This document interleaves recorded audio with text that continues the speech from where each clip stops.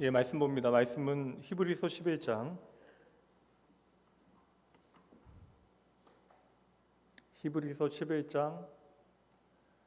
5절과 6절 말씀 봅니다.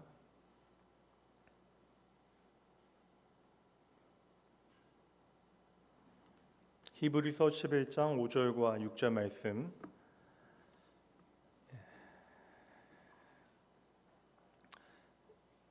함께 천천히 말씀 합독하여 봉독하도록 하죠. 함께 천천히 읽습니다. 믿음으로 에녹은 죽음을 보지 않고 옮겨졌으니 하나님이 그를 옮기심으로 다시 보이지 아니하셨느니라. 그는 옮겨지기 전에 하나님을 기쁘시게 하는 자라는 증거를 받았느니라. 믿음이 없이는 하나님을 기쁘시게 하지 못하나니 하나님께 나아가는 자는 반드시 그가 계신 것과 또한 그가 자기를 찾는 자들에게 상 주시는 이심을 믿어야 할지니라. 아멘. 오늘 히브리서 32번째 시간이고요. 본문 5절과 6절 말씀, 11장 5절과 6절 말씀 함께 말씀 강론하도록 하겠습니다. 오늘 말씀의 제목은 믿음으로 에녹은 이라고 하는 제목으로 말씀 함께 나누죠. 이미 제가 2시간 이제 작업을 해놨어요. 에녹에 대해서 우리가 살피는 것이 아니라 에녹을 통하여 하나님께서 전해주시는 믿음에 대하여 우리는 함께 말씀을 공부하는 겁니다. 그러니까 우리가 이 에녹의 믿음, 그러니까 에녹을 통하여 하나님께서 보여주시는 믿음을 좀 이해하기 위해서는 아무래도 좀 에녹의 삶을 살펴야 되는데 창세기 5장에 에녹에 대한 내용이 짧게 나와요. 그러니까 이 히브리서 본문의 이제 믿음에 대한 정의와 이제 그 믿음을 보여주는 인물을 창세기 본문 가운데 함께 살피게 되어지면 상당히 흥미로운 부분들을 찾아볼 수 있습니다. 예배 전에 우리 성윤범 목사님이 그 세연이 무슨 검도대회에서 1등했다고 이거 칭찬 꼭 목사님 해주셔야 된다고 이렇게 얘기했는데 저는 또 이해력이 요새 문제가 생겼나 세연이가 오후 예배 나왔다는 줄 알고 오후 예배 나왔으면 야 세연이 초등학교 2학년짜리가 뭐 이게 너무 자랑하고 싶어서 이렇게 오후 예배까지 그럴 수 있잖아요. 그래서 저는 세연이 모든 사람 있는 데서 좀 칭찬해 주면서 검도대회 1등하는 것도 정말 멋지지만 이렇게 오후 예배 나온 건 더 멋져라고 칭찬해 주려고 마음 먹고 왔는데 없습니다. 그래가지고 그러니까 이게 쉬운 건 아니에요. 애들한테 오후 예배 나와서 말씀드리고 여러분도 말씀 어려운데 이거 말씀 강론하는 내용도 차근차근 살피는 게 쉽지 않은데 아이들 힘들죠. 근데 저는 그 생각은 하거든요. 어릴 때 제가 외할머니 손에 이끌려서 새벽 예배 나갔을 때 기억 하나도 안 납니다. 제가 어릴 때 유치원 다닐 때 초등학교 여름 성경학교 때 중고등부 수련회 때 제 기억에 남는 설교도 거의 없어요. 그냥 아주 드물게 뜨문뜨문 나는 어떠한 기억들이 조금 있을 뿐이지 그냥 그 안에서 그냥 배웠던 것 같아요. 예배가 소중하다라는 것, 하나님이 내 인생에 중요하다라는 것, 그런 것들 그냥 배워갔던 것 같아요. 그래서 이거 계속 얘기하면 길어져요. 그만하죠. 세원이 축하한다 말씀 전해주세요. 얼굴 보고도 제가 얘기할게요. 오늘 그래서 우리가 에녹을 통하여 믿음이 무엇인가에 대해서, 그러니까 에녹의 믿음에 대해서 이야기하는 것이 아니라 에녹의 인생을 통하여 우리에게 이제 하나님께서 설명해 주시는 믿음에 대해서 우리가 살피게 되어질 것입니다. 이 흐름을 놓치지 마셔야 돼요. 그래야 우리가 앞에 그렇게 열심히 31번 동안 나누었던 히브리서의 내용을 우리가 놓치지 않게 되어집니다. 그러면 오늘 에녹을 통하여 설명하시는 믿음이 무엇인지 이해하기 위해서 오늘 본문의 말씀은 당연히 살피고 에녹에 대해 설명하고 있는 창세기 말씀을 한번 가보도록 할 터인데 창세기 이제 에녹을 설명하기 위해서 이제 에녹이 나오는 족보 이야기를 조금은 해야 돼요. 그래서 창세기 5장으로 한번 가보도록 할게요. 5장 1절부터 5절까지 먼저 보도록 합니다. 생각보다 재미있습니다. 여러분 집중만 하시면 눈 뜨고 들으시기만 하면 상당히 좀 재미있어요. 봅니다. 이것은 아담의 계보를 적은 책이니라. 하나님이 사람을 창조하실 때에 사람의 모양대로 지으시되 남자와 여자를 창조하셨고 그들이 창조되던 날에 하나님이 그들에게 복을 주시고 그들의 이름을 사람이라 일컬으셨더라. 그러니까 그 전에 이제 4장에 아담을 이제 그 저주하시는, 그러니까 심판하시는 장면에서 하나님의 그 아주 초보적인, 그러니까 아주 기본적인 복음의 메시지를 그 안에 담아 놓으시죠. 그때의 다음에 바로 이제 아담이 하와의 이름을 하와라 불렀더라고 하와의 이름을 짓는 장면이 나오는 것과 같은 이제 구조라고 생각을 하시면 됩니다. 그들에게 복을 주시고 그들의 이름을 사람이라 일컬으셨더라. 아담은 130세에 자기의 모양 곧 자기의 형상과 같은 아들을 낳아 이름을 셋이라 하였고, 아담은 셋을 낳은 후 800년을 지내며 자녀들을 낳았으며, 그는 930세를 살고, 이제 마지막 5절의 마지막 말씀이 아담에 대한 그 계보의 말씀이 죽었더라라고 하는 단어가 나와요. 창세기 5장에 가보면 갑자기 이제 아담의 계보가 나옵니다. 이제 스토리 내러티브로 생각하면 다음 이야기가 전개돼야 될 것 같은데 다시 아담 이야기로 가서 아담의 족보, 계보 이야기가 등장한다는 거예요. 이제 4장 마지막 말씀도 재밌죠. 가인과 아벨 이야기 하다가, 그러면 여러분 우리 생각에는 가인의 후손과 아벨의 후손 중에 누가 잘 살아야 돼요? 여러분 얘기해 보세요. 이렇게 얘기를 해야지 안 졸려. 가인의 후손하고 아벨의 후손 중에 누가 세상에서 성공하고 잘 살아야 돼요? 아벨의 후손이 잘 살아야 된다. 근데 성경이 기록하고 있는 건 누구의 후손이에요? 가인의 후손들에 대해서 이야기해 줍니다. 그리고 가인의 후손들이 다 이름 떨쳐요. 명성 날리고 세상에서 성공합니다. 역사에 남는 뛰어난 인물들이 가인의 후손에서 많이 나와요. 그리고 아벨을 죽인 가인의 후손들은 그렇게 세상 가운데 이름 높이고 잘 살게 되어지는데, 그 마지막 부분, 4장의 마지막 부분에서야 셋이 등장합니다. 하나님께서 죽은 아벨 대신 아담에게 셋이라고 하는 씨앗을 주셨대요. 그리고 셋이 아들을 낳았는데 그 아들의 이름 아시나요? 에노스라고 성경에 나와요. 근데 그 에노스가 한 일은 다른 게 없어요. 그러니까 다시 말하면 결혼도 못하고 죽은 이게 정확하게 성경이 그 모든 이야기를 하지 않지만, 아벨 대신 그 집에 누구를 주세요? 셋을 주시는데 셋의 아들이 에노스이고, 에노스가 세상 가운데 이제 가인의 후손들보다 더 이름 떨치고 잘 살면 우리가 좀 마음이 시원한데, 에노스 때에 어떠한 기록 하나만 나와요? 사람들이 비로소 여호와의 이름을 불렀다. 이게 4장의 마지막 마무리가 되어집니다. 이거 딱 한 줄 나오고 끝나버린다라고 해요. 버린다라는 거예요. 그러고 나서 5장 말씀에서 다시 아담의 계보 이야기가 나온다고요. 아담의 계보가 등장하는데, 아담에 대한 이야기 하고 나서 5절 말씀에서 다시 5절 마지막 다시 5절 같이 읽어보죠. 그는 930세를 살고 죽었더라. 물론 건강하게 살면 900년 사는 것도 복이라 할 수 있을까. 근데 반면 생각하면 요즘과 같이 이렇게 급변하는 세상 가운데 900년을 산다라고 하는 게 얼마나 무료한 인생일까라는 생각도 한번 해봐요. 우리가 감히 생각하지 못하는 기간이긴 합니다. 그러니까 아담이 900년을 넘게 살았던 것이 어떠한 의미일까? 그것도 뭐 궁금하긴 하지만 말씀은 그것에 대한 어떠한 이야기 해주지 않죠. 근데 마지막 말씀은 죽었다라고 하는 표현입니다. 여기서 죽었다라고 하는 것은 아담의 자손의 계보가 죽음으로 이제 결론 지어진다라고 하는 것이 이 의미에 담겨져 있는 것이죠. 하나님께서 사람을 만드셨습니다. 그리고 에덴에 사람을 두셨어요. 아담과 하와를 두셨죠. 그리고 에덴 동산의 모든 것들, 하나님께서 창조하신 것들을 아담과 하와가 자기 것인 양 누리며 살아갈 수 있도록 주님께서 하셨습니다. 그리고 하나님께서는 단지 하나님, 창조주 하나님과 피조물인 인간 사이에 경계를 두시기 위하여 에덴 중심에 하나님이 생명 되신다라고 하는 생명나무와 함께 선악을 알게 하는 나무 하나를 두셨죠. 그 나무에 대해서만 금지의 법을 만드신 거예요. 그래서 모든 동산에 있는 것들은 네가 임의대로 즐겨도 되는데, 누려도 되는데, 동산 중앙에 있는 이 선악을 알게 하는 나무만큼은 먹어서는 안 된다.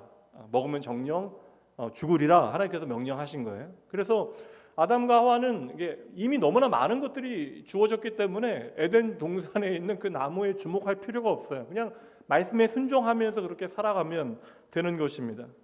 그런데 선악을 알게 하는 나무 먹으면 정령 죽으리라 말씀하셨는데, 여기서 죽음이라고 하는 것은 사실 성경이 말하는 죽음은 하나님과의 단절을 의미하는 것이죠. 그러니까 생명 되신 하나님과의 단절을 의미하는 거예요. 그런데 결국 인간은 그 선악과를 어떻게 해요? 선악을 알게 하는 나무를 먹습니다. 하나님께서 먹지 말라라고 단 하나 명령하셨는데 그것을 먹게 되어지죠. 그리고 이것은 사실 인간의 욕망으로부터 시작되어진 것인데, 그 결과로 인간에게 무엇이 찾아와요? 이게 죽음이라고 하는 현실이 찾아오게 되어진 거예요. 그러니까 육신의 죽음이 찾아오게 되어졌지만, 이거 엄밀히 말하면 하나님과의 관계가 단절되어졌기 때문에 이것은 영원한 죽음이 되어지는 것입니다. 여기까지 여러분 어렵지 않죠? 예. 그러니까 아담과 하와에게 이 선악을 알게 하는 나무를 먹지 말라라고 하는 그 말씀을 이제 거부한 거예요. 하나님의 말씀을 거부한 겁니다. 예. 그리고 선악과를 먹은 결과로 이어지는 족보가 바로 창세기 5장 말씀에 나오는 결국엔 죽게 되어지는, 마지막에 오래 살아도 결국엔 죽게 되어지는 죽음의 족보인 것이죠. 그래서 그 마지막 단어가 죽었더라라고 하는 단어로 이제 끝나게 되어지는 거예요. 근데 이 아담의 계보를 살피게 되어지면 독특한 표현이 하나 등장하거든요. 이게 낳았다라는 얘기가 아니, 낳고 살았다 그 얘기가 아닙니다. 조금은 독특해요. 3절 말씀 다시 한번 봅니다. 여러분 읽어주세요. 시작.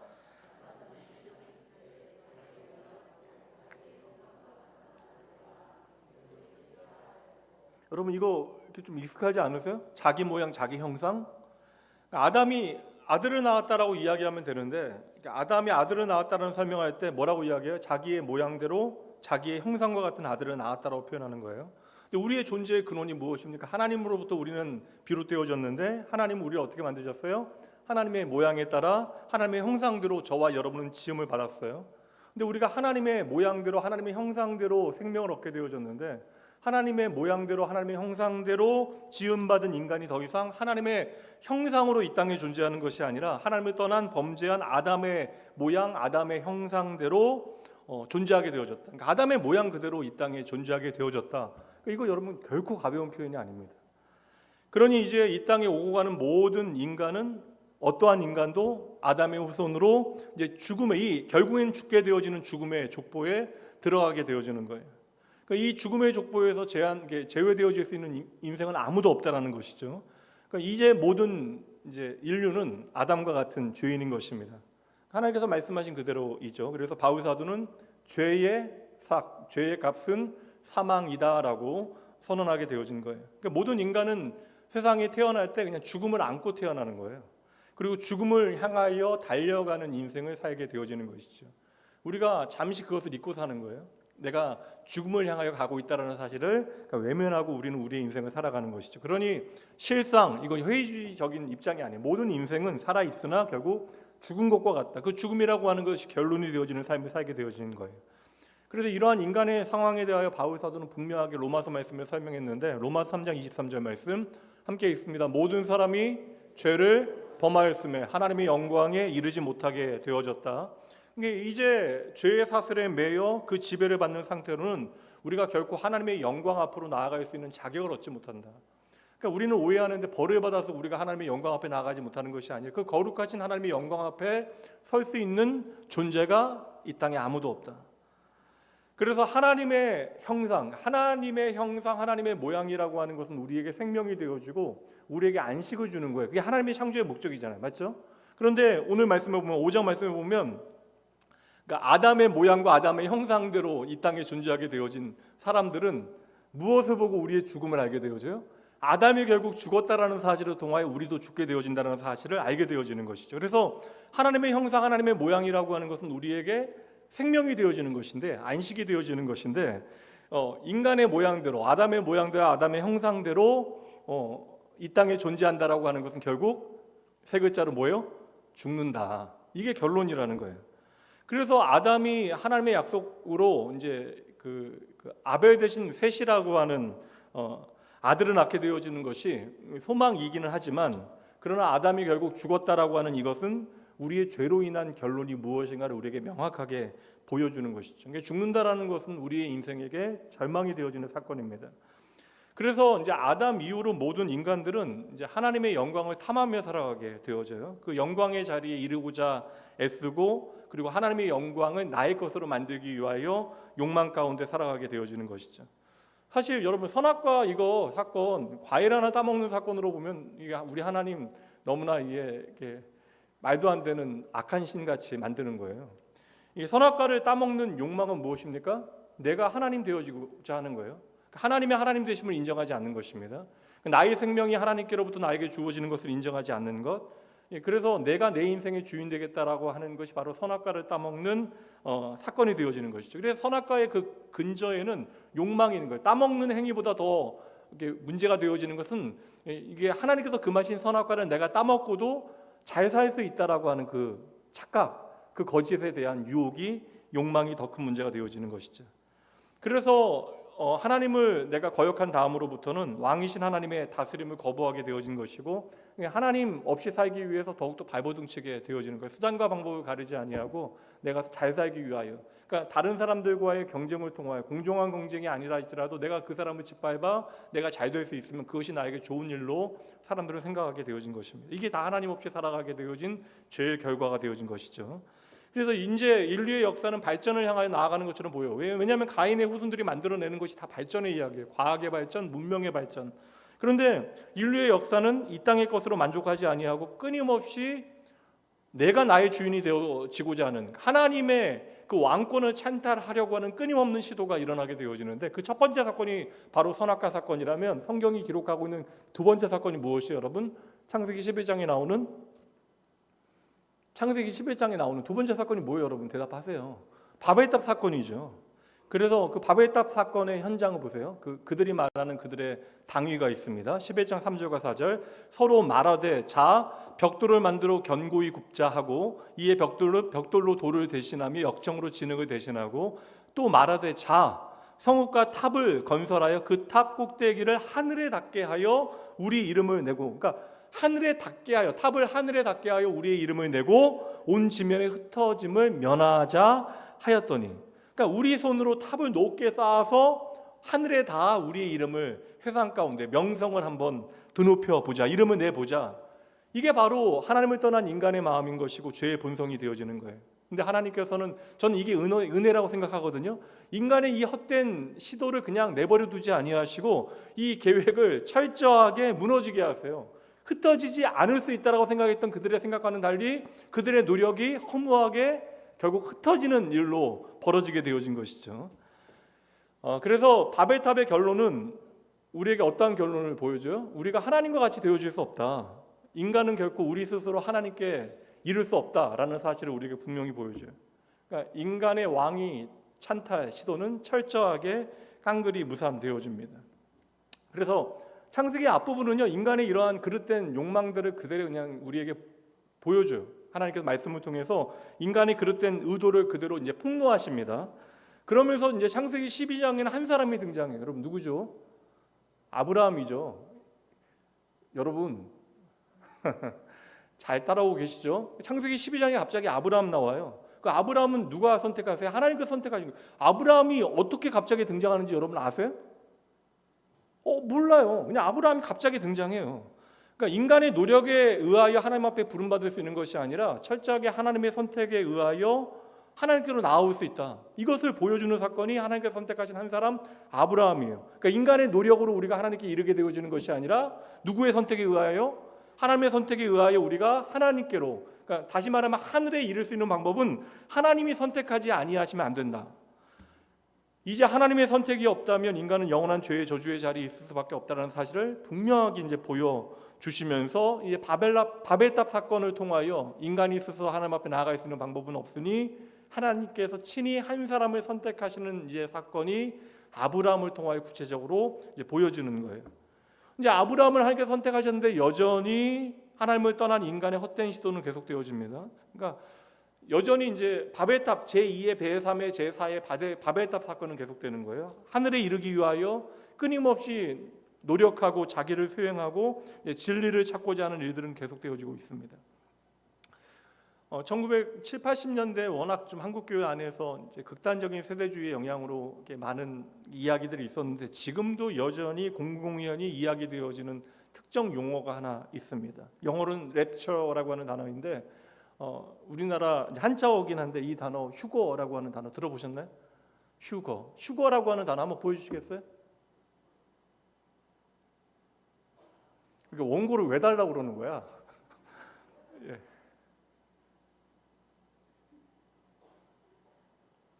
있어요. 휴거라고 하는 단어가. 이끌유 들 거라고 하는 단어입니다. 우리 사랑하는 목사님들, 넘어갈게. 오늘 그냥 휴거. 이게 성경 어디에도 나오지 않는, 휴거라는 단어 아세요, 여러분? 성경 어디에도 나오지 않는 단어입니다. 근데 성도들의 마음을 너무나 강렬하게 끌어당기는 아주 매력적인 단어가 바로 이 휴거라는 단어입니다. 근데 요즘도 사실 새로운 좀 이렇게 은사주의 운동이 일어나고 그러면서 이 단어 다시 막 급격하게 이제 나타나기 시작하거든요. 사실 휴거라고 하는 단어는 조직신학의 종말론에 해당되어지는 부분에 하나님의 요한계시록에는 천년왕국에 대한 이야기와 연결되어져서 나오는 용어 가운데 하나이긴 해요. 휴거라고 하는 것은 이제 들림받는다는 거예요. 하나님께서 이제 공중으로 들어 올리신다. 그래서 예수님께서 재림하실 때 성도들이 공중에 올라가 예수님을 만나게 되어지는 사건을 이제 휴거라고 하는 한자어로 이제 설명을 하는 것인데, 이제 이것을 조직신학 안에서는 하나님의 주권적인 사역으로 설명을 한다면 이걸 그릇되게 이해하는 사람들이 너무나 많았는데, 이 휴거라고 하는 단어가 한국 교회도 큰 영향을 미쳤던 이유가 바울 사도가 데살로니가 교회 성도들에게 보낸 편지의 한 구절 때문에 그래요. 이 구절 때문에 그렇습니다. 데살로니가 전서 4장 17절 말씀. 그 후에 우리 살아남은 자들도 그들과 함께 구름 속으로 끌어올려 공중에서 주를 영접하게 하시리니 그리하여 우리가 항상 주와 함께 있으리라. 제가 여러분 성경 누구나 읽을 수 있다. 예수 믿으면 읽을 수 있어요. 배움이 좀 부족해도 읽을 수 있습니다. 근데 우리가 제대로 성경을 읽기 위해서 어떻게 해야 돼요? 한 구절만 내 식과 내 이해의 폭, 내 감정대로 읽을 게 아니라 말씀의 문맥을 앞으로 좀 읽으면, 살피면, 그래서 제 생각에는 이해가 안 돼도 한 10번 정도 앞뒤의 문맥들을 살피면서 읽으면 그 말씀 완전히 오해하는 것은 너무나 어려운 일입니다. 근데 여기서 구름 속으로 끌어올려라고 하는 그 끌어올리다라는 단어가 하르파조라고 하는 헬라어인데, 이 하르파조라고 하는 단어 때문에 휴거라고 하는 단어가, 랩처라고 하는 휴거라고 하는 단어가 나온 거예요. 이제 끌어올려진다라고 하니까 이제 이 말씀을 그냥 그대로 이 단어만 가져다가 사용한 거예요. 그게 휴거라는 단어입니다. 그런데 이 하르파조라는 단어가 신약 성경에 여러 군데 나올 거 아니에요. 맞죠? 그러니까 이 단어가 어디에 사용되는가를 살펴보면 신약 성경에 뭐 마태복음에도 여러 번 나오고, 뭐 요한복음, 사도행전, 히브리서, 요한계시록까지 이 단어가 하르파조라고 하는 단어가 13번 등장을 하는데, 제가 일부러 일일이 다 찾아봤어요. 좀 귀찮긴 했지만, 힘들긴 했지만, 귀찮다는 표현은 이거 게을러 보이니까 좀 힘들긴 했지만 다 찾아봤습니다. 이 하르파조라고 하는 단어가 사용되어지는 그런 문장들의 공통점은 무엇이냐면, 이게 우리의 일이 아닌 거예요. 하나님의 크신 손, 강하신 손으로 하나님의 백성들의 삶을 책임지신다, 이끄신다. 하나님의 주권적인 사역을 강조할 때 이 하르파조라고 하는 단어가 사용되고 있다고요. 그러니까 단지 물리적으로 공중으로 우리의 몸이 들리는 것을, 부양하는 것을 의미하는 것이 아니다. 이 하르파조가 사용되어진 히브리서 본문이 있어요. 이제 우리가 곧 살피게 되어질 터인데, 히브리서 11장 8절 먼저 가져와 봅니다.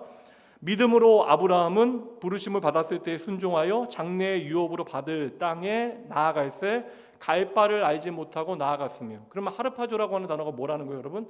노란색 갈 바를 알지 못하였다, 이 단어예요. 그러니까 여러분, 이 하르파조, 공중으로 끌려 올라간다, 이것은 어떠한 물리적인 어떠한 휴거의 황홀경의 경험이 아니라, 하르파조는 정작 따라해 보세요. 어디로 가든지 그 방향은 오직 주님만이 아십니다. 이걸 알아야 돼, 이걸. 그러니까 우리의 몸이 들려진다, 이게 중요한 게 아닙니다. 이 진리를 제대로 깨달은 믿음의 선배가 있어요. 구약 시대의 믿음의 사람인데도 이 원리를 너무나 잘 알고 있어요. 욥의 고백인데 욥기 28장 23절. 하나님이 그 길을 아시며 있는 곳을 아시나니. 하나님께서만이 아시는 길이 있어요. 그러니까 우리가 기억해야 하는 것은요, 우리의 몸이 어떻게 들려질까? 여러분, 우리가 서서 들려질까요? 아니면 자빠져서 들려질까요? 엎드려서 들려질까요? 거꾸로 들려질까요? 어떻게 공중으로 들려질까요? 몰라요, 그거는.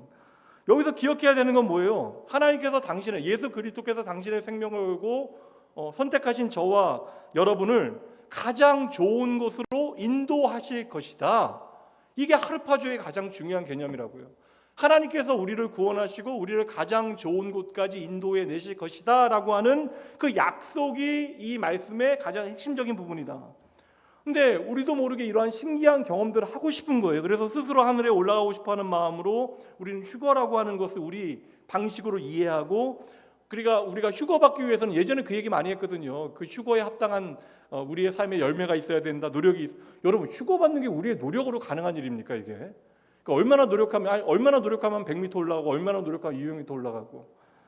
여러분, 어떻게 해야 우리가 노력해야 중력을 이기고 내 몸을 구름 위로 올릴 수 있을까요? 산에 올라가 보신 분들 있어요? 산에는 다 올라가 봤겠네요. 2000m 이상 올라가 보신 분들 계세요? 가끔 보면 뭐 4000m까지는 무호흡 죽죠. 뭐죠 그거? 무산소도 죽죠. 뭐야 그게? 저산소증은 걸리는 건데 그 호흡기 없이 그냥 올라가는 거, 다른 도움 없이 산소를 공급받지 않고 올라가는 뭐 방법이 있잖아요. 근데 그게 보통 4,000m 올라가면 그게 어려워져요. 그리고 뭐 폐가 안 좋거나 기흉이 있거나 그런 분들은 더 못 올라가. 그러면 주님께서 어느 정도에서 우리를 만나셔야 될까? 공주에서 만났을 때 한 1500m 정도에서 우리가 만나야 무리 없이 만날 수 있을까? 여러분 이런 얘기가 아니라고요. 그리고 더 중요한 거, 여러분 하나님 나라는 어디 있어요, 여러분? 아니, 궁금해서 물어보는 거예요. 저도 모르니까 여러분 좀 대답을 해주세요. 하나님 나라가 어디 있어요? 하늘로 올라가야지만 있는 나라예요? 하나님 나라가 우리의 물리적인 원리와 우리의 차원 안에서 존재하는 나라가 하나님의 나라입니까? 하나님의 나라는 단지 영적인 것만이 아니에요. 육신이 부활하기 때문에 우리 하나님의 나라는 아예 우리와 전혀 다른 차원의 세계라는 것이죠. 그럼 다시 한번 휴거의 근거가 되어진 말씀 데살로니가전서 4장 17절 말씀 다시 한번 볼게요.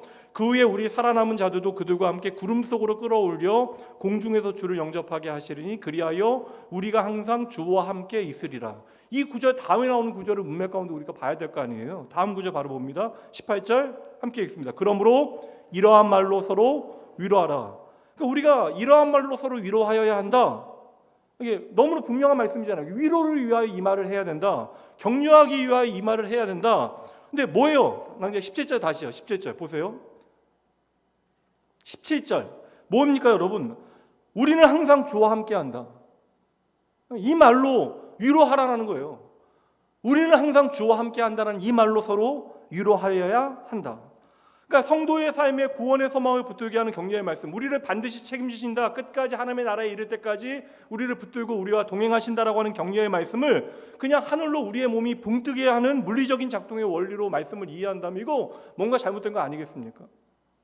이건 사실 책 읽는 방법 자체를, 독서의 방법 자체를 다시 배워야 되는 거예요. 여러분 그래도 주님께서 언제 재림하실지 알고 싶으시죠? 솔직히 알고 싶지 않으세요 여러분?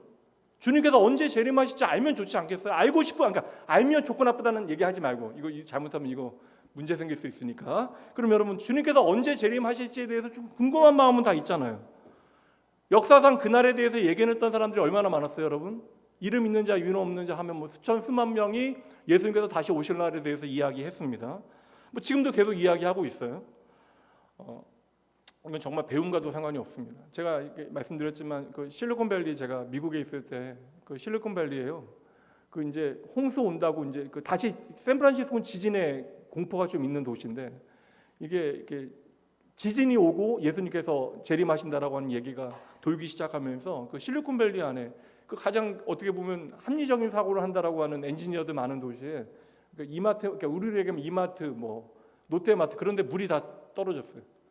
그것 때문에 이제 보름이 남으니까 진짜 물건들이 떨어지게 혹시나 모르니까 사람들이 이제 막 지진 온다고 그러고 첫 번째 막 그런 것도 이야기하면서 이야기하니까, 근데 그날 그냥 저는 하나도 안 샀습니다. 물값도 비싸고 다 그러니까 하나도 안 샀어요. 지나고 나니까 간절히 기도하는 믿음의 사람들 때문에 하나님께서 그때를 옮기셨다라고 하는 걸 이제 이야기하면서 넘어가게 되어졌는데, 왜 우리가 재림의 때를 알고 싶어하는 마음이 우리 안에 있을까? 왜 알고 싶어요, 여러분? 좀 나름 대비하고 싶은 마음이 있는 거죠. 나름 잘 준비하고 싶은 마음이 우리에게 있는 것입니다.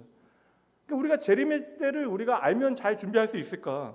누구나 여러분 하늘을 좀 바라보고 하늘을 뭐라 그러죠? 동경하며 살아가게 되어져요. 물론 세상 살아갈 때 정신 없으니까 나는 아니다, 나는 믿지 않는다. 그러나 여러분 나는 누구도 믿지 않는다라는 사람조차도 영원한 생명을 갈망하게 되어지고 또 무엇인가 내가 이루지 못한 것들을 이루어질 대상들을 희구해요. 저는 그런데 나름 이 갈망이 중요하다. 이 땅의 여러 결핍과 어려움 가운데 현실이 힘들어서 무엇을 바라보는 것은 우리에게 분명 의미가 있다. 근데 문제는 우리가 제 아무리 하늘을 갈망한다 한들 아무리 우리가 노력해서 제2의 제3의 제4의 제5의 바벨탑을 오늘날 쌓아낸다 할지라도 우리는 결코 하늘에 닿을 수 없다라는 사실을 창세기 말씀 처음에 이미 우리에게 설명을 하고 있다라는 것이죠. 그러니 여러분 하나님을 이미 떠난 모든 인류에게 하나님의 나라는 전혀 나하고 상관없는 세계가 되어지는 거예요.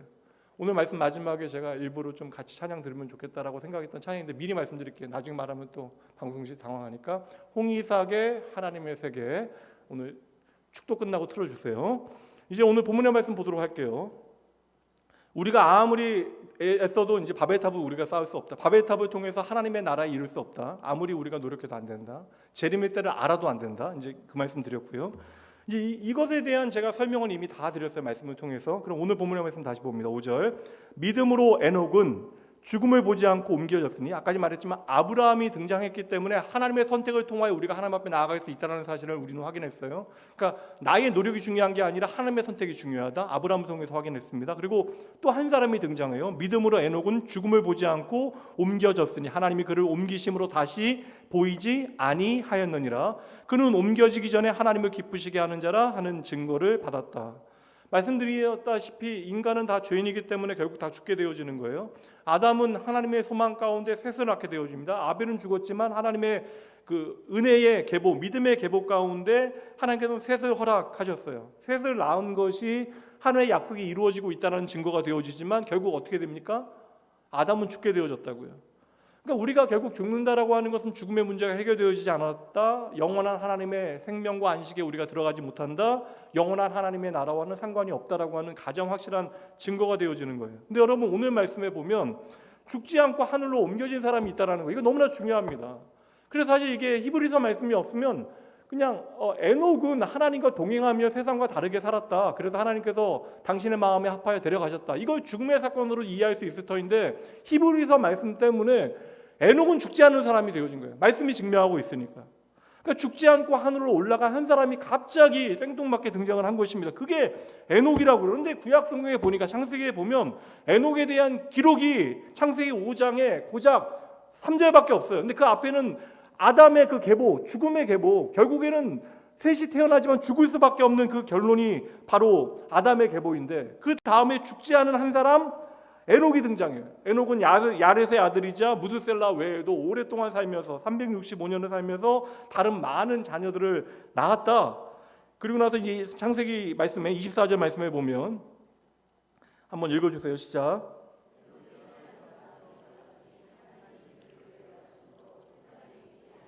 여기서 중요한 단어가 동행이라고 하는 단어와 하나님께서 데려가셨다라고 하는 단어예요. 그리고 세상에 더 이상 있지 않았다. 그러니까 에녹은 죽지 않고 하늘로 이제 데려감을 당한 사람이라는 거예요. 그럼 이런 말씀을 볼 때 우리가 어떤 생각을 하게 되어지죠? 정말 에녹은 죽지 않고 하나님 나라에 올라갔을까? 이게 가장 회의적인 첫 번째 생각이고, 두 번째, 하나님 나라에 산 사람이 어떻게 올라가게 되어졌을까?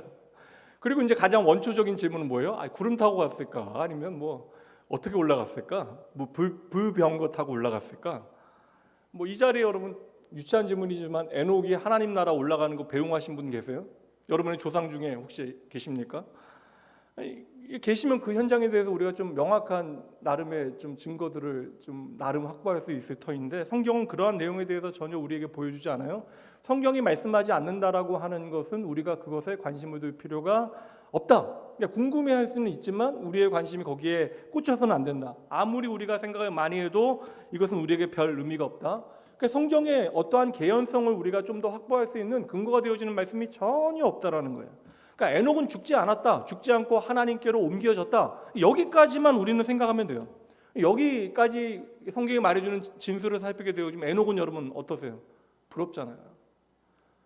죽음이 얼마나 이게 그래요. 저는 목사이다 보니까 여러분도 그러하시겠지만 저는 장례들 보면서 예수 믿고 이제는 교회 다니면서 세상 떠나는 것도 귀한 일이다. 죽음의 자리는 참 슬프고 어려운 자리고 남은 자들이 참 우리는 하나님 나라 가지만 남은 자들이 참 슬픈 자리인데 교회 식구들이 그래도 함께하고 위로하는 일은 참으로 귀한 일이다라는 생각도 요즘은 해봅니다. 그런데 모든 사람들이 죽음이라고 하는 어떤 현실에 우리가 직면하게 되어지면 다 두려워하죠. 믿음의 사람들도 그 마음이 흔들립니다.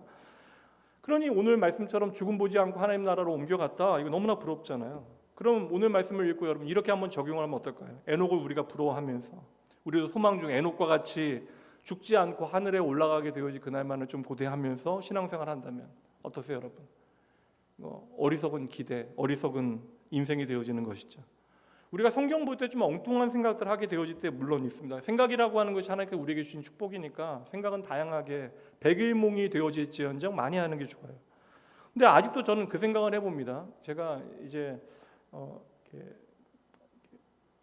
좀 제대로 성경을 공부하기 시작하면서 하나님의 말씀에 대해서 제가 사모함이 생기면서 이런 생각 해봤거든요.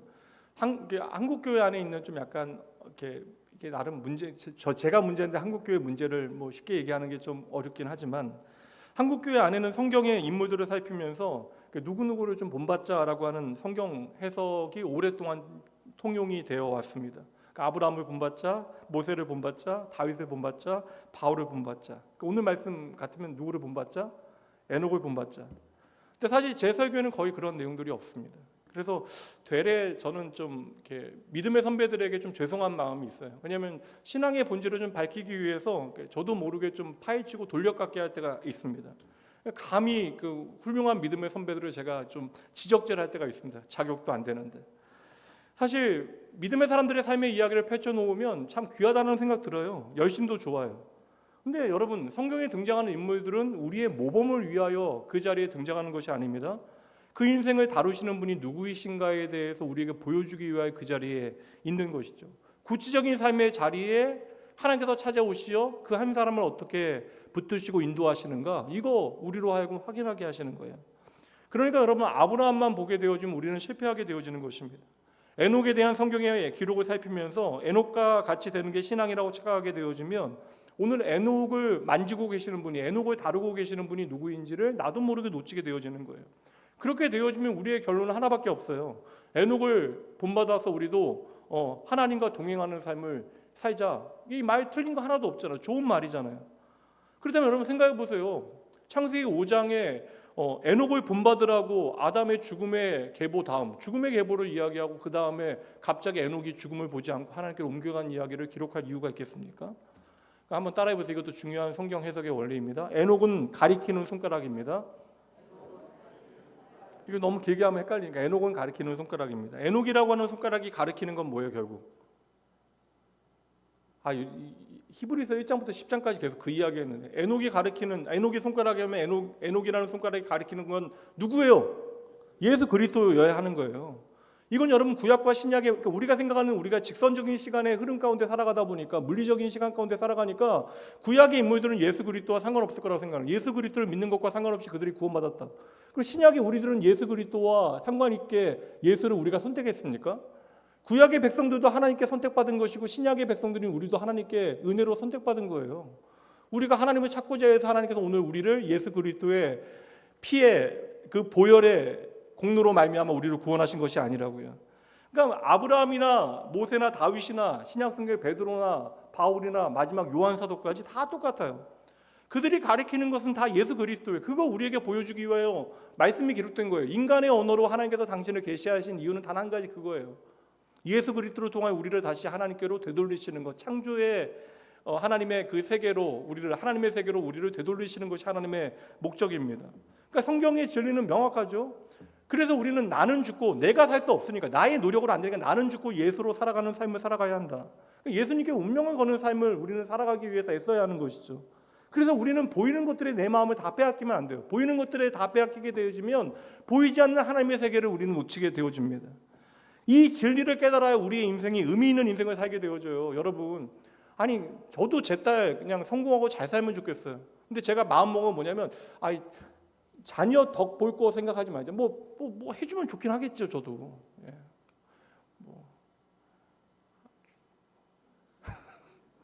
저도 한 20년 후에 은퇴할 때 딸이 아빠 고생했으니까 차 한 대 이거 쓰세요. 주면 좋겠지요. 근데 저는 그거 사실 제 인생에 의미 있는 일로 생각하지 않겠다라고 마음을 먹었어요. 그러니까 그 아이에 대한 기대를 제가 내려놓겠다라는 것이 아니라, 적어도 우리가 어떻게 우리의 인생을 살아가야 하는가에 대해서, 적어도 목사인데 이거 배워야죠. 익혀야죠. 힘들지만 이게 애써 하나님의 말씀이 보여주는, 정말 나는 죽고 예수로 살아가는 것, 보이는 세상으로 우리가 만족하고 살아가는 것이 아니하고 보이지 않는 하나님의 나라에 나의 삶을 걸고 살아가는 믿음. 그래서 에녹이 보이지 않게 되어졌다는 표현이 얼마나 중요해요. 보이는 세상에서 보이지 않게 되어지는 세상으로 하나님께서 옮기셨다라고 하는 것이 얼마나 중요한 표현인지 몰라요. 그래서 저는 지난주 낮에 세례요한 설명할 때 세례요한이 나는 쇠하고 나는 계속 작아지고 예수님은 커지셔야 합니다. 근데 이거 여러분, 내가 정말 망하게 되어졌을 때 이야기하면 그래도 귀한 고백이긴 하지만, 모든 사람들이 나를 향하여 박수치고 나를 높이려고 할 때 사람들이 향하여 아닙니다. 나는 계속해서 낮아져야 되고 주님은 높아지셔야 됩니다. 나는 쇠하여야 하고 주님은 흥하여야 합니다. 나는 작아지고 주님은 높아지는 삶을 살아야 합니다. 이거 여러분, 그렇게 생각하면 세례 요한은 참 대단한 사람이다. 참 대단한 믿음의 사람이다. 근데 여러분, 아니라고요. 주님께서 세례 요한의 마음에 어떻게 살아야 나의 인생이 가장 복된 인생가를 깨닫게 하신 거예요. 그러니까 나는 쇠하고 예수님께서 흥하는 삶이 내게 좋은 삶이다. 이게 내가 잘 되는 길이다. 그러니까 세례 요한은 정말 똑똑한 사람이에요. 믿음의 세계에서는 인생 투자를 정말 제대로 하는 것입니다. 그러니까 예수님께 내 인생을 걸었다고요. 이 인생보다 더 귀한 인생이 어디 있겠어요. 내가 좋은 옷 입고 좋은 차 타고 좋은 집에 사는 것보다 내 인생이 예수님께 집중되어지는 삶을 세례 요한은 산 거예요. 에녹이 어떻게 하나님 나라에 갔을까? 에녹이 뭘 타고 하나님 나라에 갔을까? 궁금하죠. 왜냐하면 산채로 하나님 나라로 갔으니까. 산채라는 표현이 그런데 살아있는 상태로 하나님 나라에 갔으니까. 근데 더 우리가 궁금해하는 것은 뭐예요? 무엇이 에녹을 그렇게 만들었을까? 무엇이 에녹을 그렇게 만들었을까? 창세기 본문에 보면 에녹이 하나님과 동행했다를 이야기하고요. 하나님께서 그를 데려가셨다는 표현이 같이 나와요. 오늘 히브리서 11장 5절 말씀에 보면 믿음으로 에녹은 죽음을 보지 않고 옮기었으니 하나님이 저를 옮기심으로 다시 보이지 아니하였다. 세상은 하나님에 의하여 보이지 않는 것들로 말미암아 지어졌어요. 당신의 말씀으로 이 세상은 존재하게 되어졌습니다. 그게 보이지 않는 하나님의 말씀으로 이 세상은 만들어진 것이죠. 그러니까 하나님께서 나타나지 않는 것으로 보이는 세상을 만드셨잖아요. 그러면 여러분, 이게 보이는 세상이 존재하지만 보이지 않는 것으로 이 세상을 만드셨으니 뭐가 본질적인 거예요? 보이지 않는 것이 본질적인 것이다. 그러니까 보이는 것이 전부가 아니다. 그러므로 보이는 세상에서 보이지 않는 세계로 이 에녹이 옮겨갔다라고 하는 성경의 진술은 죽음이 보이는 세상이 전부가 아니다. 이것을 우리에게 보여주는 중요한 증거가 되는 거예요. 그러니까 모두가 죽게 되어지는 세상 가운데 죽지 않은 한 존재가 등장하게 되어진 거예요. 그러니 당연히 우리는 이 에녹의 삶에 관심을 가질 수밖에 없는 것이죠. 그럼 어떻게 에녹이 죽음을 극복하는가? 에녹이 여러분 자기 힘으로 보이는 세상에서 보이지 않는 세계로 갔습니까? 아니에요. 에녹은 어떻게 옮겨졌어요? 하나님이 데려가신 거예요. 그냥 하나님이 데려가신 것이 동행 아닙니까 여러분? 하나님이 데려가셨으니, 에녹이 하나님과 동행하였으니 하나님에 의하여 옮겨졌다라고 성경은 말씀하고 있어요. 그러니 여러분, 우리의 관심은 에녹을 향하여야 합니까? 아니면 그렇게 에녹을 옮겨가신 하나님께 우리의 관심을 두어야 하겠습니까? 하나님께 두어야죠. 왜냐하면 에녹을 옮겨가신 분이 하나님이시니까. 그러니까 에녹만 바라보면 우리는 방법이 없는 거예요. 이 죽음의 문제를 해결하기 위해 우리는 에녹에게 집중할 것이 아니라 내가 하나님과 평생을 동행하면 내가 죽음을 보지 않고 우리가 영원한 생명을 얻을 수 있다. 이거 틀린 거라고요. 에녹을 옮긴 주체가 바로 하나님이시다라고 하는 것을 말씀하고 있잖아요. 이미 여러분 우리가 히브리서 11장 말씀이 어려우면 안 돼. 에녹 이야기, 신기한 이야기지만 우리에게 어려우면 안 돼. 왜요? 이미 우리는 히브리서 1장부터 10장까지 내용을 잘 살폈습니다. 히브리서 예수 그리스도의 피로 말미암아, 그 보혈로 말미암아, 영원한 단 한 번의 제사를 통하여 그 피 흘림으로 우리를 구원하신 예수 그리스도, 하나님의 구원에 하나님의 나라를 여신 예수 그리스도의 그 피로 말미암아 우리가 하나님의 백성으로 이제 하나님의 거룩한 성소 앞으로, 하나님의 존전 앞으로 나아가게 되어졌다. 이게 계속되어지는 논증이었잖아. 이게 그래서 10장 말씀에서 꽃을 피게 되어지는데, 10장 19절 20절 말씀 보도록 할게요. 이미 우리가 히브리서 말씀에서 너무나 잘 배운 말씀. 그러므로 형제들아, 읽어주세요. 시작. 잘 보세요 여러분. 우리가 힘을 내는 게 아니라고요. 언제까지 힘을 내냐고요. 우리가 우리의 담력으로, 용기로 우리가 살아가는 거 아니에요. 내 의지로. 여러분, 오늘 베드로도 오전 말씀에 실패할 수밖에 없어요. 흔들릴 수밖에 없어요. 그러나 베드로를 붙드신 분이 예수 그리스도세요. 그러니까 베드로가 그렇게 흔들리고 넘어질 것 다 아시면서도 역사의 무대에 그를 등장시키시고 하나님의 몸된 교회답게 자라나게 하신 거예요. 그 마지막 자신의 죽음을 통하여 하나님의 영광을, 예수 그리스도의 영광을 증명하도록 십자가에 거꾸로 달려 순교하는 죽음을 통해서도 하나님의 나라를 증거하는 삶을 살아갈 수 있도록 하나님께서 끝까지 예수 그리스도의 보혈로 말미암아 그를 붙드셨다. 그래서 우리가 성소에 들어갈 수 있는, 하나님 앞으로 나아갈 수 있는 담력은 무엇으로 말미암아? 그 피로 말미암아, 예수의 피로 말미암아, 예수의 피를 힘입어 20절 말씀, 그 길은 우리를 위하여 휘장 가운데로 열어놓으신 새로운 살 길이요. 무엇이 열어놓았어요? 예수의 그 피가, 예수 그리스도께서 그 길을 열어놓으신 거예요. 그 휘장은 곧 그의 육체니라. 예수님께서 그 길을 여시고 먼저 그 길을 걸어가셨기 때문에 우리도 예수의 그 피를 의지하여 담대함으로 그 길을 걸어갈 수 있다. 그러니까 인간의 범죄함으로 하나님께 가는 모든 길이 막혔어요. 끊긴 겁니다. 그런데 하늘로 가는 길이 열렸대요. 예수 그리스도께서 십자가를 지시고 언약의 피를 흘리는 그 방법을 통하여 하늘에 문을 여신 거예요. 오늘은 제가 오전에 뭐 전가나 뭐 그렇게 뭐 전에 얘기했잖아요. 근데 그 말씀드렸는데 그게 내 힘으로 되는 것이 아니라는 사실을 우리가 왜 목이 뒤집어지죠? 그러니까 우리가 어찌 하나님께로 나아갈 수 있는 하늘의 문이 어떻게 열려졌는가? 하나님께서 이 땅에 오시어 십자가를 지시는 방법으로 하늘의 문을 직접 열어주셨기 때문에 우리가 그래서 예수의 피를 의지하여 오늘도 하나님 앞에 담대히 나아갈 수 있는 것입니다. 그러니까 에녹이 오늘 하늘로 옮겨졌다라고 하는 거 단순히 하나님께서 그를 물리적으로 다른 공간으로 옮겨내셨다라고 하는 것이 핵심이 아니라 그를 옮기시는 방법으로 에녹에게도 뭐가 필요해요? 뭐가 필요해? 에녹에게도 예수 그리스도의 십자가 죽음이 필요하다라는 거예요. 그 죽음을 극복할 수 있는 방법은 예수 그리스도의 언약의 피밖에 없다라는 것을 에녹은 우리에게 증명하고 있는 것입니다. 그래서 6절 말씀이 이어지는 거예요. 우리에게 믿음을 설명하기 위해서 믿음이 없이는 하나님을 기쁘시게 하지 못하나니 하나님께 나아가는 자는 반드시 그가 계신 것과 또한 그가 자기를 찾는 자들에게 상 주시는 이심을 믿어야 할지니라. 그래서 저는 이거 생각하거든요. 역사의 흐름은 분명 과거와 현재와 미래가 있지만 하나님은 시간에 매이시지 아니하시니까 저는 그 생각하면서 생각이 좀 깨었어요. 하나님이 아브라함을 만나시는 동시에 저와 여러분 만나실 수 있어요, 없어요? 있어요. 이거 좀 이게 엄청난 깨달음이었거든요. 그러니까 하나님께 다 같은 동시대적으로 하나님은 일하실 수 있어요.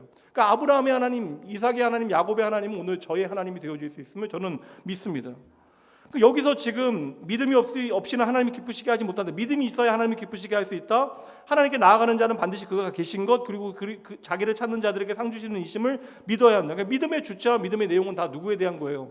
하나님에 대한 거예요. 물론 예수님에 대한 것입니다. 여기서 말씀하고 있는 상은 우리가 생각하는 그러한 상이 아니라고. 우리가 열심히 노력해서 세상에서 우리가 헌금 내고 교회에서 봉사하고 열심히 우리가 일한 헌신한 대가로 주어지는 차등 있는 상급이 아니라 저는 천국의 상급이 무엇인지도 다른 모르겠어. 물론 좋겠지. 우리가 열심히 믿음을 살아내면 하나님 앞에 받을 칭찬과 우리가 얻게 되어질 그런 엄청난 영광이 있을 거예요. 근데 그것은 무엇인지 몰라. 우리가 이 땅에서 논의하는 것 자체가 아무 의미 없어요. 그러나 하나님께서는 모든 것을 다 하시고 기억하시는 분이니까 우리를 억울하게 하실 분이 아니라고 하는 사실을 믿고 그냥 우리가 할 일은 뭐예요? 상이 무엇일까에 대해 생각하는 것이 아니라 그냥 하나님 앞에서 우리가 기쁨으로 감사함으로 우리의 삶을 잘 살아가는 것. 그러니까 여러분 우리가 집중해야 되는 여기서 상이라고 하는 것은 우리가 열심히 산 결과로 주어지는 차등 있는 상급이 아니라 무엇을 얘기하는 거예요? 하나님의 나라의 영원한 생명을 의미하는 거예요.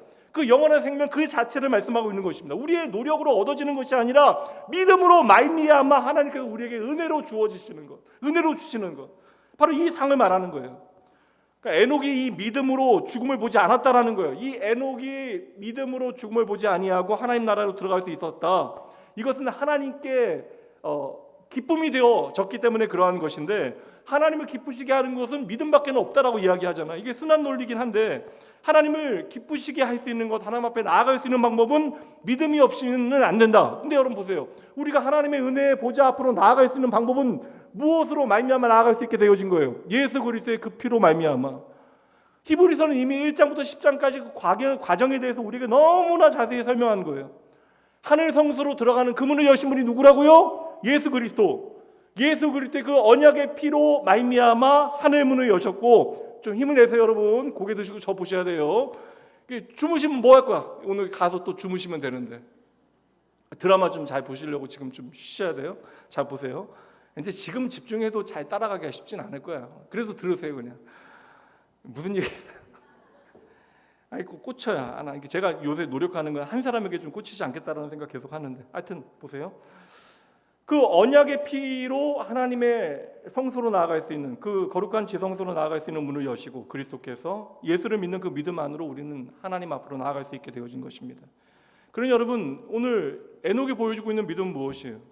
에녹을 붙잡고 있는 그 믿음이 에녹을 이끌어서 하나님 나라에 가게 했다라는 거예요. 그러니까 누구든지 이 믿음에 붙잡히게 되어지면 하나님 나라에 가게 하시겠다라는 거예요. 에녹은 샘플입니다. 그러니까 우리도 이 믿음에 붙들린 바 되어지면 에녹과 같이 죽음을 넘어 하나님의 영원한 생명에 이르게 되어진다. 이거 우리가 보지 못하니까 눈에 보이는 샘플로 죽음을 보지 않는 한 사람을 통해 이 죽음의 문제가 반드시 극복되어질 수 있다는 사실을 우리에게 보게 하신 거예요. 에녹을 저와 여러분보다 더 사랑하셨기 때문에 하신 일이 아니라고요. 그러니 오늘 우리는 이 메시지를 통하여 에녹을 통하여 하나님과 동행하자. 하나님과 동행하는 것이 무엇인가에 대한 설명이 너무나 많이 필요합니다. 근데 하나님과 우리가 동행하고자 하는 노력이 우리를 구원하는 능력이 되어질 수는 없잖아. 이게 그러니 메인 메시지는 아니에요. 우리는 하나님과 동행 자체가 안 되는 인생입니다. 그렇죠? 근데 어느새 우리가 하나님과 동행할 수 있는 인생 가운데 살아가게 되어지는 거예요.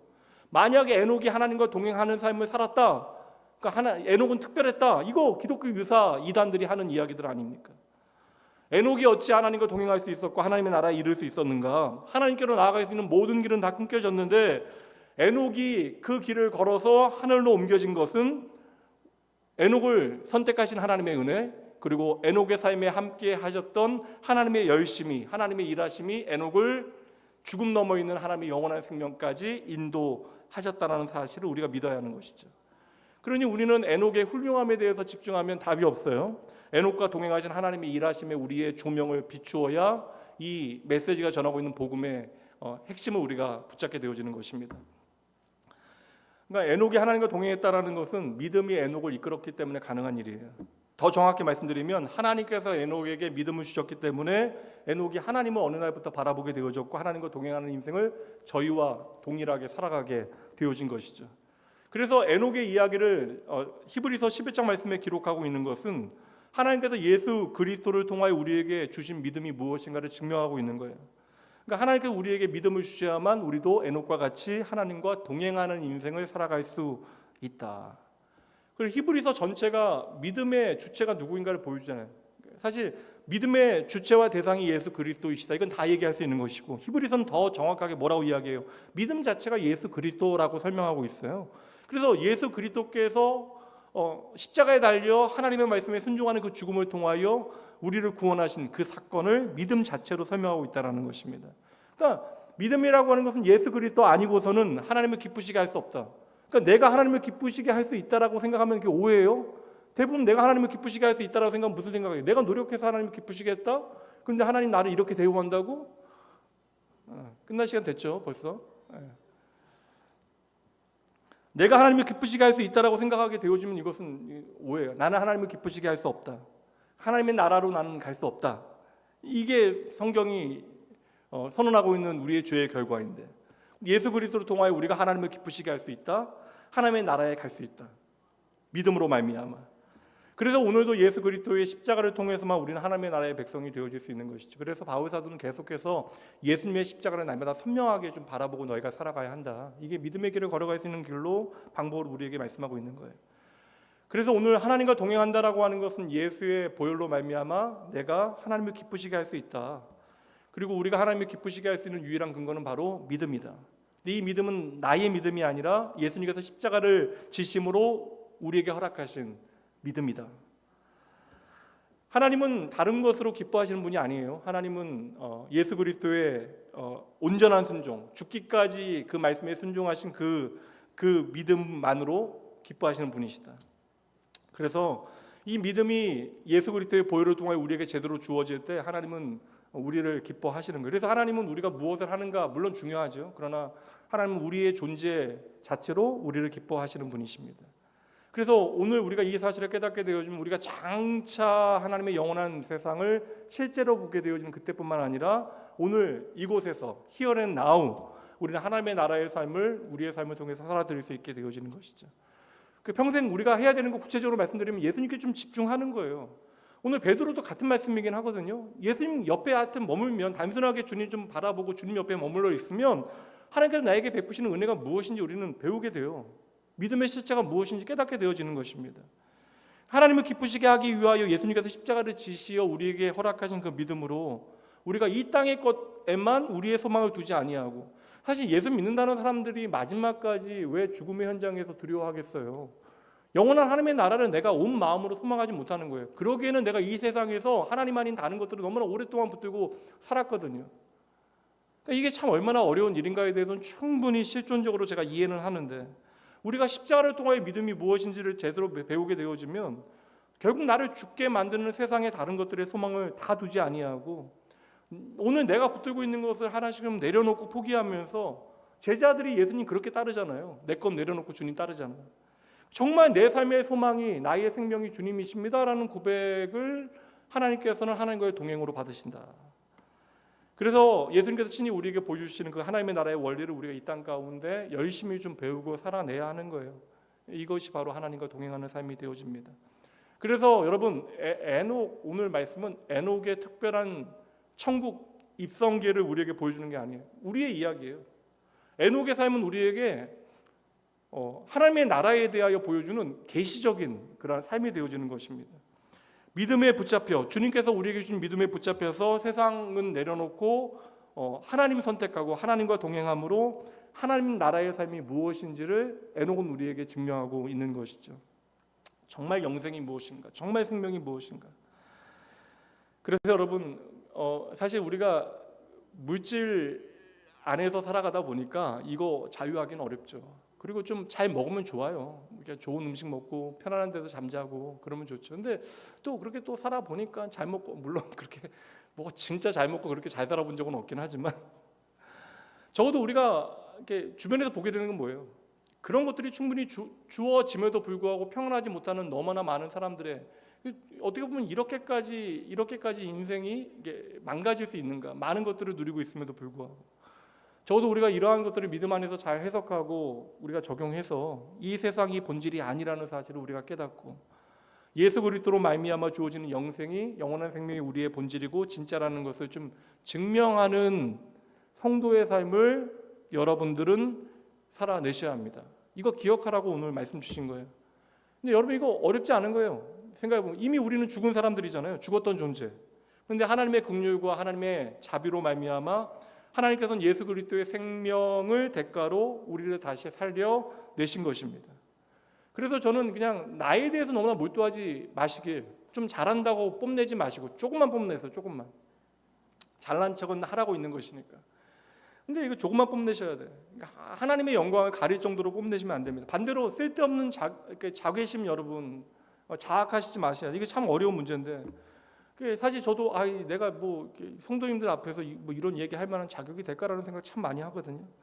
우리가 이런 생각 많이 하잖아요. 내가 오늘 이 모양 이 꼴인데 하나님께서 나를 사랑하실 수 있나? 베드로도 그 생각 때문에 내가 이렇게 주님 배신했는데 내가 주님 따를 수 있나? 우리가 언제 뭐 주님 배신 안 해요? 주님 마음에 합당하게 살아가는 순간보다 그렇지 못한 순간들이 훨씬 더 많은데요. 근데 내가 무언가를 해야지만 주님의 사랑받을 만하다라고 하는 그릇된 생각을 하는 거예요. 세상적인 가치를 가지고 살아가니까. 그러니까 우리의 삶이 예수 그리스도의 십자가가 희미해지는 거예요. 그 믿음의 원리를 놓치게 되어지는 것입니다. 여러분, 그냥 이렇게 생각하셔도 돼요. 그러니까 내 인생이 아무리 쓰레기와 같다 할지, 물론 일부러 쓰레기가 되어질 필요는 없죠. 그러나 내 인생이 그렇게 엉망이라 할지라도, 내가 진흙탕을 뒹굴고 10번 그 돼지 우리에 쓰러진다 할지라도 예수 그리스도의 십자가 그 보혈 때문에 내가 다시 살아날 수 있음을 여러분 믿으셔야 돼요. 예수님께서 죽으셨잖아요. 저와 여러분 때문에. 저는 이게 하나님의 본전 생각이라고 생각하거든요. 하나님께서 본전 생각하시면 이게 저와 여러분 그렇게 내버려 두실 수 있겠어요? 그러니 우리가 지치고 힘들어 쓰러진다 할지라도 다시 일어날 수 있는 힘은 내 자신에게 있는 거 아닙니다. 주변이 좀 환기되어지고 상황이 좋아지고 사람들이 좀 변하고 내 조건과 상황이 여건이 좀 나아지고 우리가 휴가 갔다 오고 좀 그래서 우리가 가능한 일이 아니에요.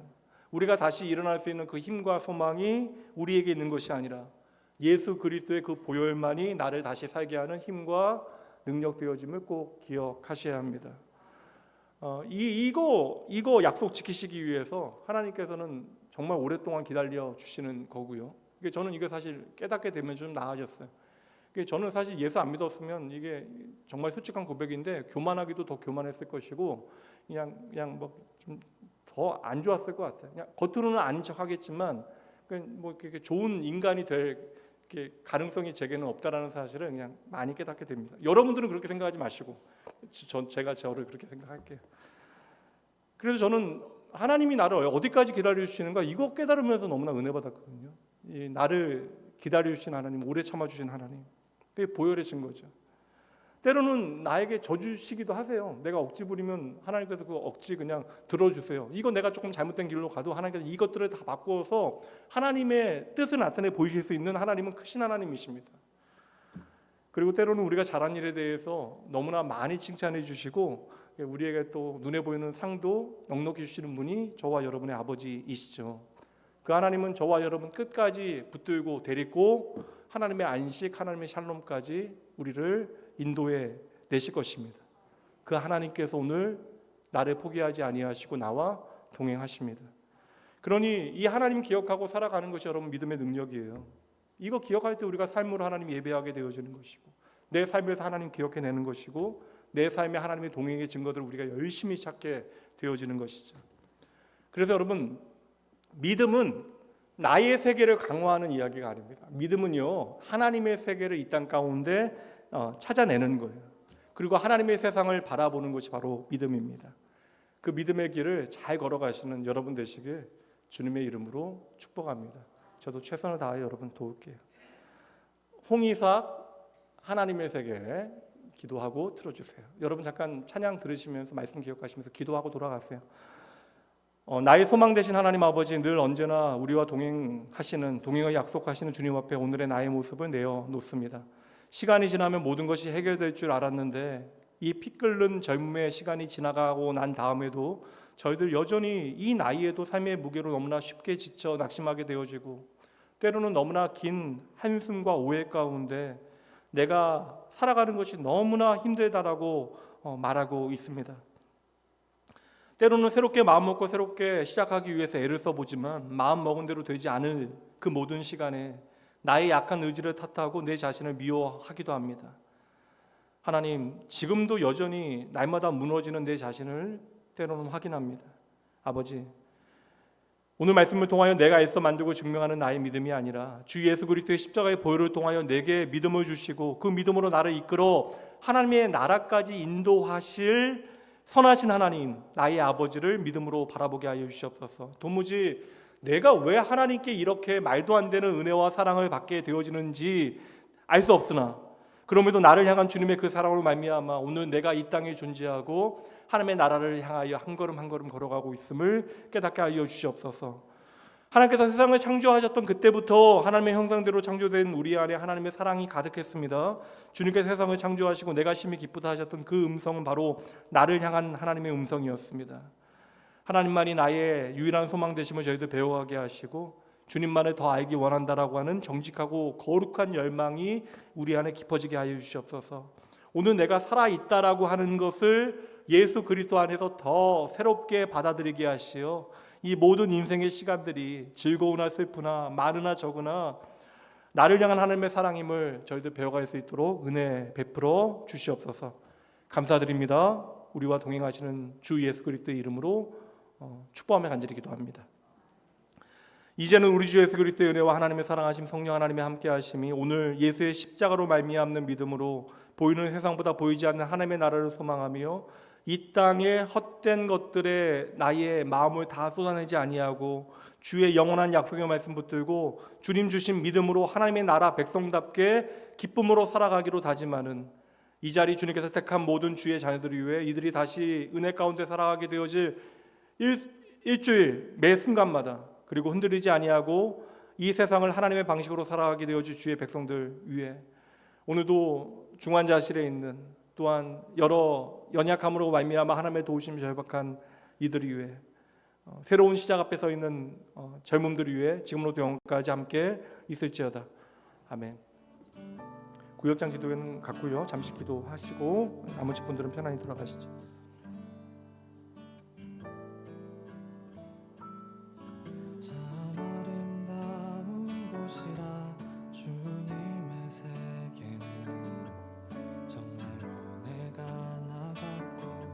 솔직할 수 있는 곳, 조금이라도 내라 말할 수 없는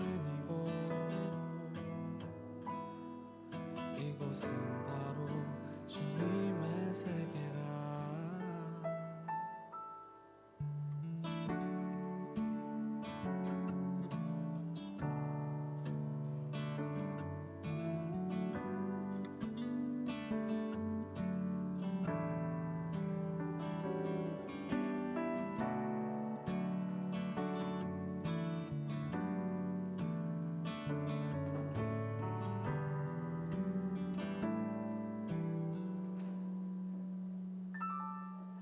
세상은 항상 말하네 그 길이 아니라고. 꼭 뛰고 온 길이 있는데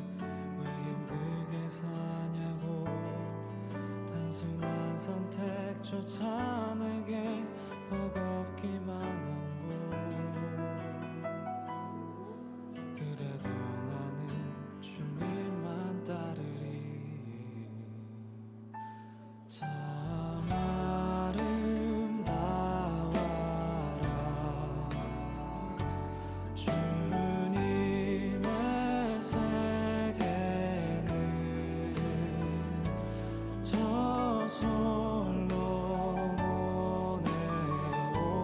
옷보다 더 고운 백합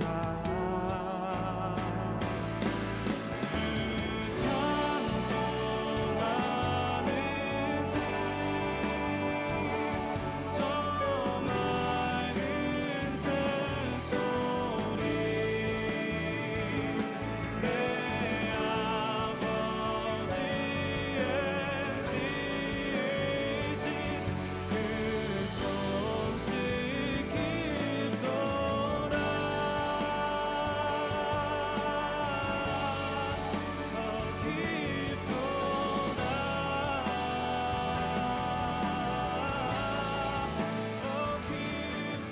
함께 찬양하시겠습니다. 478장입니다. 찬송가 478장입니다.